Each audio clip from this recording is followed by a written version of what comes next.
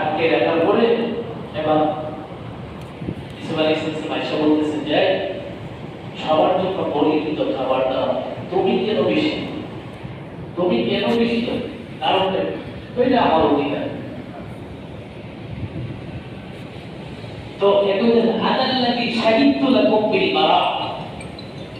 বলতেছে, আদাল্লাযী শাহিদতু লাকুম বিল বারা আরে বলার পরে